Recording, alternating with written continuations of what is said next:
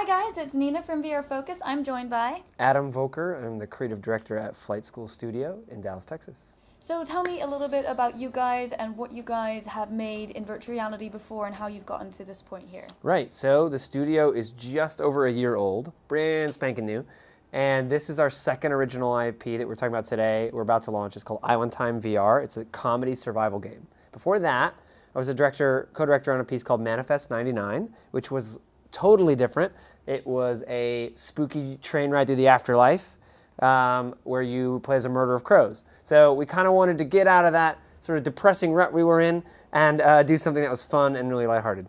So what is your personal background? How did you get to setting up like a VR company? Yeah, so I worked in games in Austin for a while, back in 2008. I worked at a company that doesn't exist anymore called Midway, made Mortal Kombat and stuff.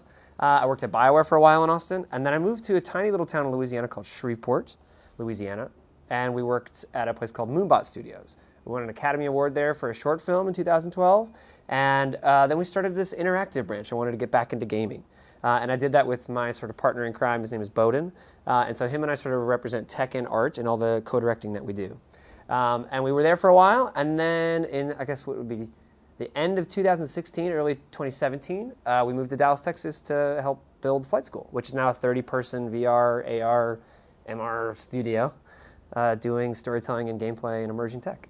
So tell me a little bit about this game because it's all about like survival and it's very enthusiastic with your support in the background. Yeah, Going, yeah, oh very shouty. Yeah.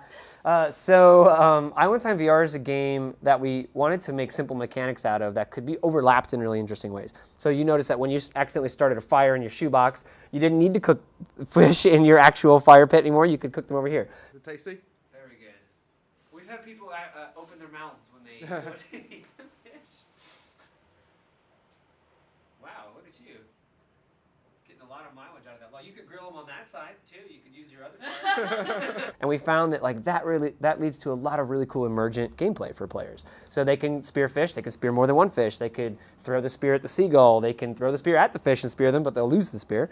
And we found like there's a lot of fun gameplay that kind of comes out of that. And so the simple premise of surviving as long as you can gets like optimized every time a player plays. You have to kind of remember every single time you play it what you can do, what you can't do. So what is the longest time that someone's managed to survive? Okay, so we had a son of one of the developers on his, he's like an 8th grader, come in over the summer, and he ended up getting 40 minutes. And that is the longest I have ever seen anybody play the game. And so that was in the middle of development, so we've been continuing to fine tune it. I don't think that time's possible anymore.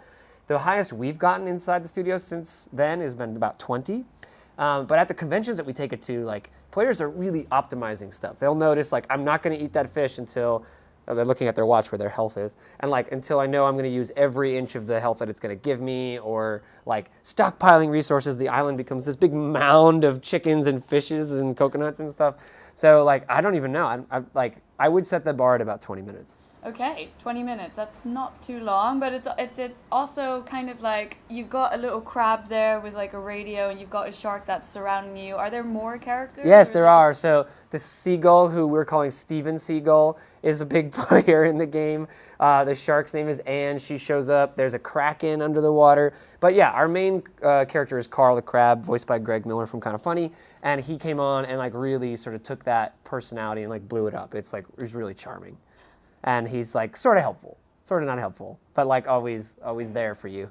And you guys are growing as a company as well. You guys are taking. We are. Yeah. What are you guys doing? So we're adding a studio up in Montreal, which is where Bo and I are going to be based out of. Dallas is going to be our headquarters, but like we're working on a bunch of stuff right now. Lots of it I can't talk about, but it's in all the R's, as we say, all the different VR, AR, MR spaces, and we want to continue just making games that like have unique ways to play.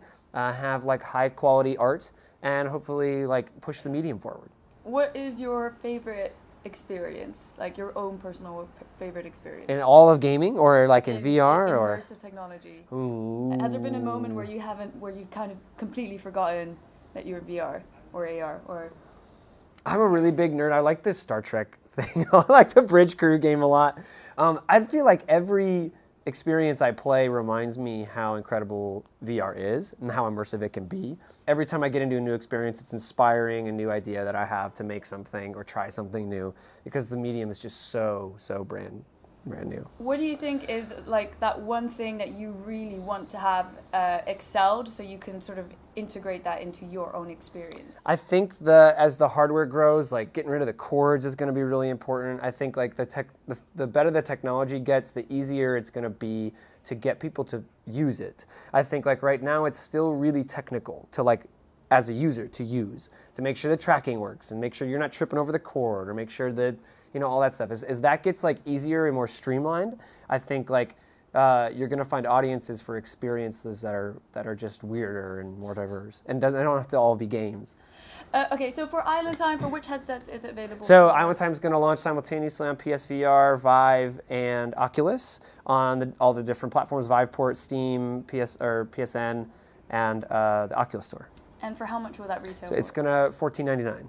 Is there a website that we can go to find out more Yes, there information? is. IslandTimeVR.com is the website where you can link to all the different platforms, see the trailer, and read all about the game. And you as a company? At FlightSchoolStudio.com. Head over to VRFocus.com if you want to find out more about immersive technologies, and I will see you there. Thank you very much. Thank you.